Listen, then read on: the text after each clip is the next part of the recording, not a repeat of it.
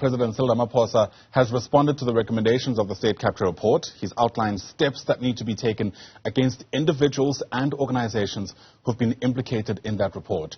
The Zondo Commission made more than 350 recommendations, including about 200 for criminal or other investigations. Whether these will actually lead to arrests, I guess, is still unclear. But let's unpack what we know so far. Bringing the Minister of Justice and Correctional Services, that's Ronald Lamola, with us via our video link this morning.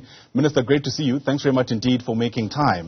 You know, it was back in May that the head of the NPA, Shamila Batoy, mentioned that the organization needs about 1.7 billion rand in order to arrest state capturers and modernize the organization.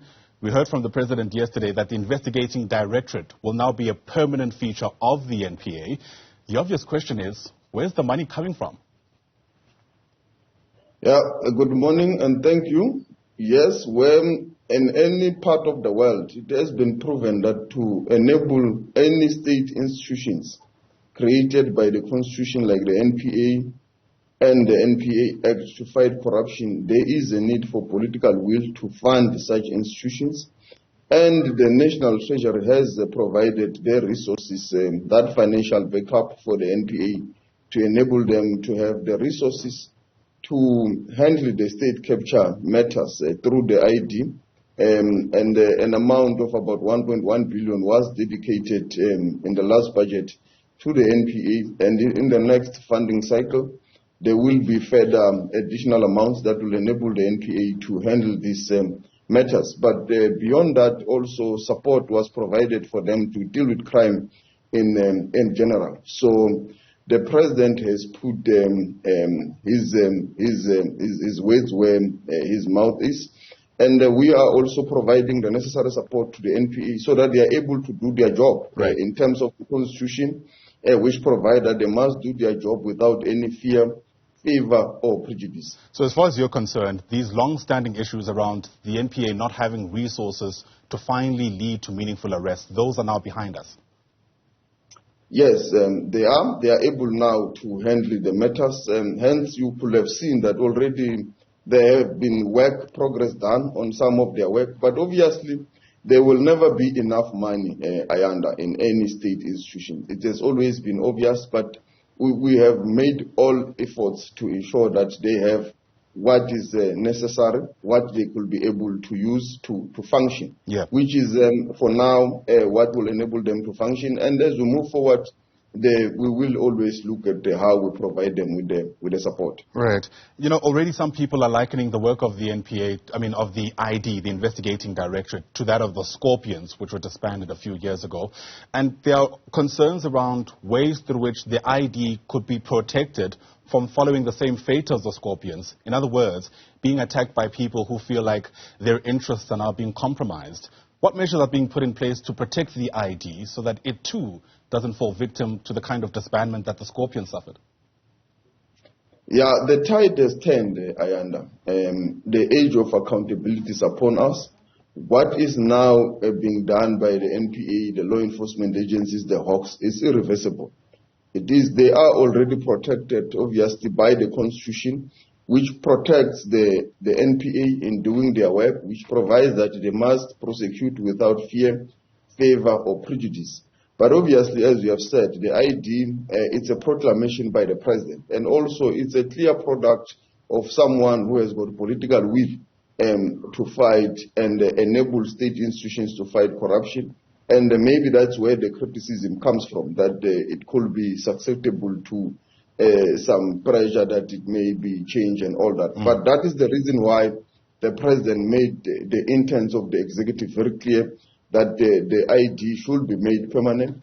And the department has already started processes in terms of legislations to make that a possibility. So that will enable and protect the institution to be able to do its job without any fear or favor or prejudice to anyone, and that their job will only be guided by evidence, the NPA Act, and the law, and nothing else. The other concern has been around the independence of these bodies. And in fact, the president made an allusion yesterday to the fact that laws must actually be changed so that the independence of the NPA and by extension the ID could be strengthened.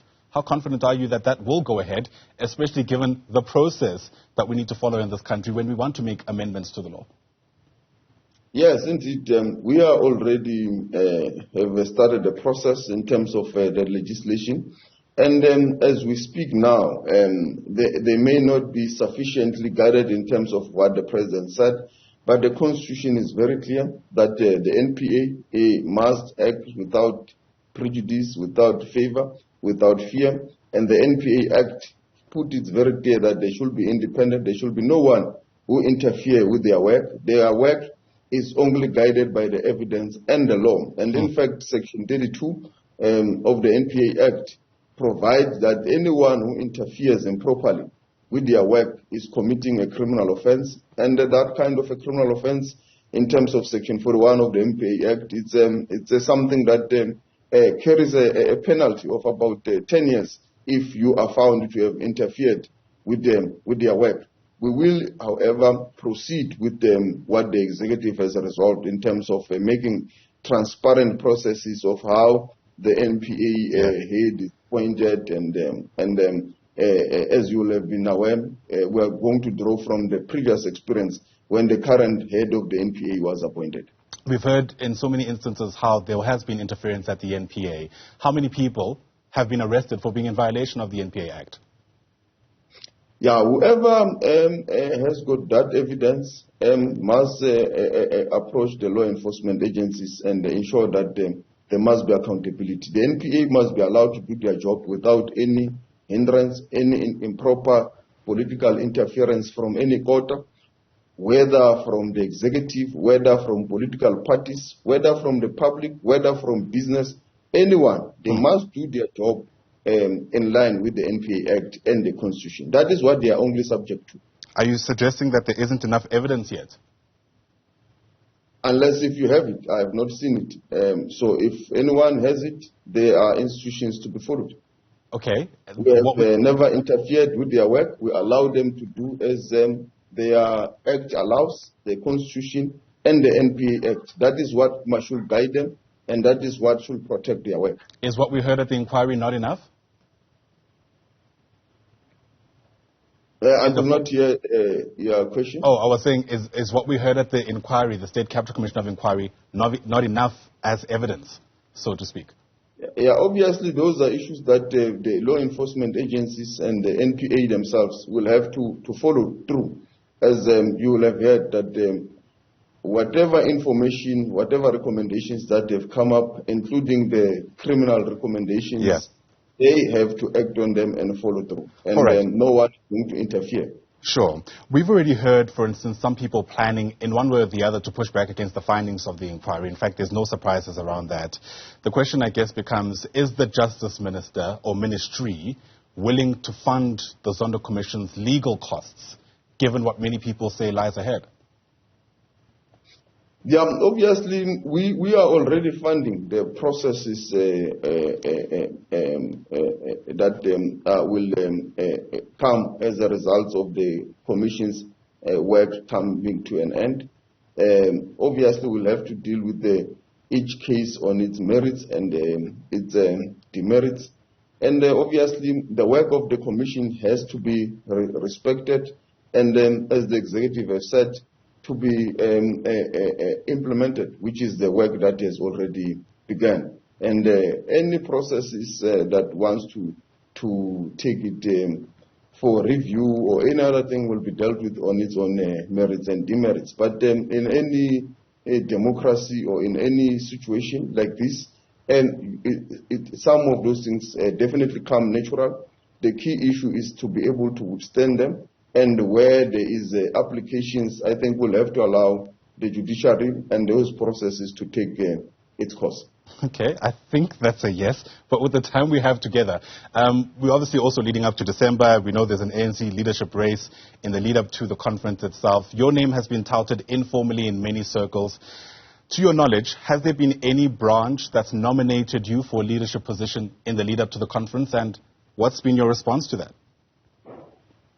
Yes, there have been branches across the country that have indeed been nominating me, and it's a humbling experience for one to be nominated to be a leader of such an old organization of over 100 years. It's humbling because this is a very big organization and it's an honor to be nominated, particularly if you are being nominated for the position of a deputy president, which I will accept as and when the process unfolds. But for now, yes, it is happening, and it's a welcome development. It's a change of